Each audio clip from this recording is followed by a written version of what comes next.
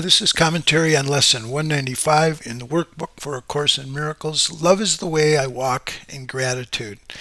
So, this lesson is about developing the attitude of gratitude, and I often refer to these kinds of attitudes as postures of the mind. Just like when we say sit up straight or stand up straight, we understand that a physical posture is important to health.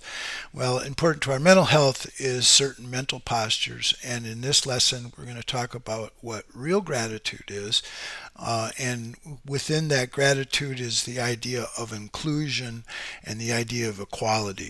And the basic idea here is that the ego lives by comparisons. And so when we see ourselves as different from others, as them being worse off than we are or better off than we are, then we know that that's an ego ploy to make itself real, and that love makes no comparisons because we understand that what we're really grateful for is our oneness with all beings, that we have this opportunity to remember our true self by offering that true self to everyone else. And therefore, the distinctions that we see in others are distinctions without a difference. We understand we're equal to them and we include them, and therefore we're grateful for them because they've helped us remember who we are.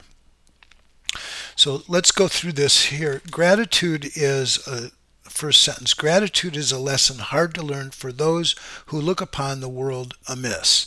Well, what that specifically means is the idea of projection. So the lacks that we see inside of ourselves, we project out into the world, and we seek for those lacks in others, and we don't want to see it inside of ourselves.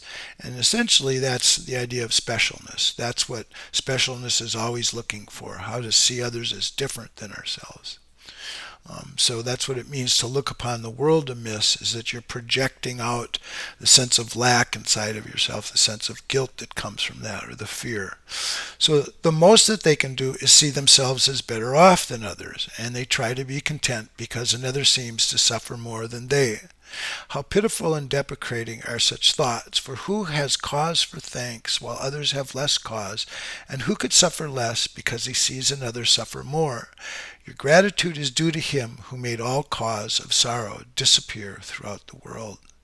So that's this inkling, the true sense of gratitude from love is to our teacher inside who's allowing us in these same situations to remember who we are and then have that sorrow disappear. So that's where the gratitude is due to him, that teacher who can show us that.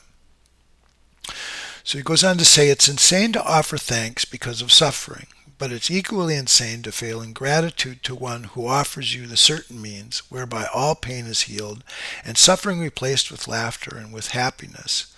Nor could the even partially sane refuse to take the steps which he directs and follow in the way he sets before them, to escape a prison that they thought contained no door to the deliverance they now perceive. So we want to understand that there there is cause for this sense of gratitude, because we can take those same situations and change them and heal the pain that's there and the suffering that's there, replace it with laughter. That's where the sense of gratitude is rooted. And so to be sane is to say, okay, I'm going to take these steps that are there. I'm going to develop a true sense of attitude and follow in that way. And he goes on to say, your brother is your enemy because you see in him the rival for your peace. A plunderer who takes his joy from you leaves you nothing but a black despair so bitter and relentless that there's no hope remaining. Now is vengeance all there is to wish for. And now can you but try to bring him down to lie in death with you, as useless as yourself, as little left within its grasping fingers as in yours. So this is very explicit of what goes on in the mind when we're making these comparisons. Others then become our enemies. We're comparing ourselves. We're thinking they have more joy, or we're thinking we have more joy than them, and it's not this sense of inclusion. It's not this sense of equality. And without that, we're just going to, saying here, this really ugly thing that we're going to drag others down to that place with us without genuine gratitude. You do not offer God your gratitude because your brother is more slave than you, nor could you be sanely enraged if he seems freer Love makes no comparisons, and gratitude can only be sincere if it be joined to love. We offer thanks to God our Father that in us all things will find their freedom. There's that sense again of if we really learn that in all of these relationships, we really understand that we'll be grateful for others because they'll help us remember who we are because we're remembering for both of them. That's where the sense of thanks to God comes. It will never be that some are loosed while others still are bound, for who can bargain in the name of love? Therefore give thanks, but in sincerity, and let your gratitude make room for all who escape with you, the sick, the weak, the needy and afraid, and those who mourn a seeming loss or feel apparent pain, who suffer cold or hunger, who walk the way of hatred and the path of death. All these go with you. Let us not compare ourselves with them, for thus we split them off from our awareness of the unity we share with them, as they must share with us. So here again is this basic principle that we're going to feel separate from love and we're going to feel separate from God if we feel separate from others. And that's where our work begins. If we can heal our relationships with others and not feel separate from them, if we can feel the equality that we have with them, if we can include them within our sense of self, that's when we'll feel like we're one with them, we're joined with them. And when that joining is complete for the whole of the sonship, that's when we can return back to God, as we have to heal our relationships here. If we don't feel separate from others, we're not going to feel separate from God. We thank our Father for one thing alone, that we are separate from no living thing, and therefore one with Him. And we rejoice that no exceptions ever can be made which would reduce our wholeness, nor impair or change our function to complete the one who is himself completion. We give thanks for every living thing, for otherwise we offer thanks for nothing, and we fail to recognize the gifts of God to us. And so here's our job of extension. This is what we're grateful for. Then let our brothers lean their tired heads against our shoulders as they rest a while. We offer thanks for them, for if we can direct them to the peace that we would find, the way is opening at last to us. An ancient door is swinging free again. A long forgotten word re-echoes in our memory and gathers clarity as we're willing once again to hear. This is just such a crucial idea here, is that we're not going to be able to hear the Holy Spirit unless we have this sense of inclusion for others.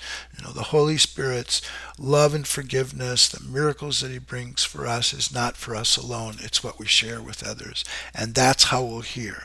Like salvation is a collaborative invention, collaborative effort. We do it together. We help others remember. That's how we remember.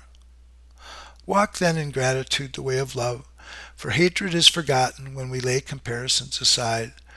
What more remains as obstacles to peace? The fear of God is now undone at last, and we forgive without comparing. Thus we cannot choose to overlook some things and yet retain some other things still locked away as quote-unquote sins. When your forgiveness is complete, you will have total gratitude, for you will see that everything has earned the right to love by being loving, even as yourself.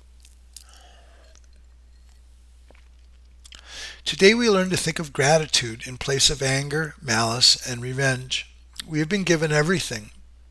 If we refuse to recognize it, we're not entitled therefore to our bitterness and to a self-perception, which regards us in a place of merciless pursuit, where we're badgered ceaselessly and pushed about without a thought or care for us or for our future. Gratitude becomes the single thought we substitute for these insane perceptions. God has cared for us and calls us son. Can there be more than this?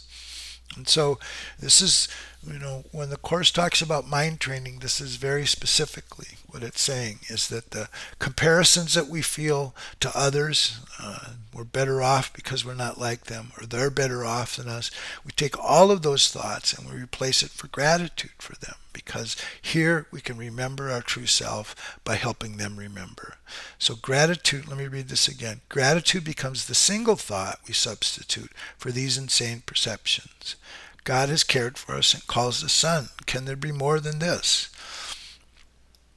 Our gratitude will pave the way to Him and shorten our learning time by more than you could ever dream of. So here again is this constant theme throughout the course is it's going to save us time. If we develop these attitudes of gratitude, inclusion, equality, then that's how we save time. That's how we shorten our learning curve. Gratitude goes hand in hand with love. Where one is, the other must be found.